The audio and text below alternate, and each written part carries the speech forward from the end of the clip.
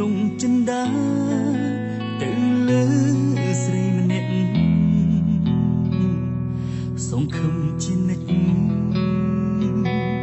ថាគេស្មោះស្ម័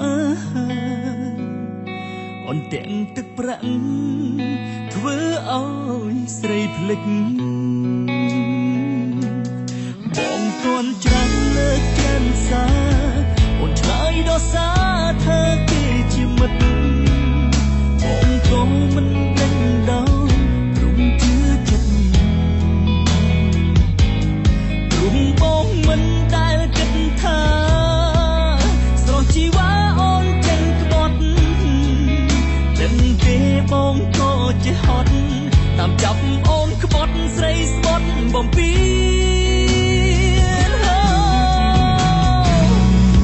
ច្រើនឆ្នាំប្រែគ្មានន័យចំពោះរូបស្រីព្រមអូនមានថ្មីស្នេហ៍កូនសេដ្ឋីវ័យក៏មានរូបបងក្រ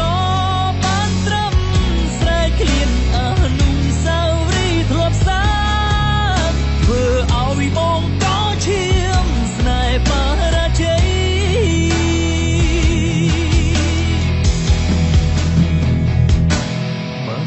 ស្រឡាញ់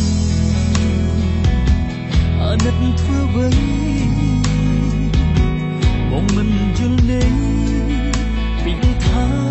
អាណិតថ្ងៃអោបខាងសូមផ្ញើជីវិតថ្ងៃស្អែកបដូរចិត្តថាមិនប្រាកដ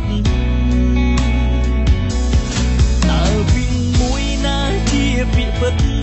ឲ្យបងជឿចិត្តអូនមិនដេញបានទៅគោហងហើយលេងល្បិចដោដែលមិនហ៊ានខឹង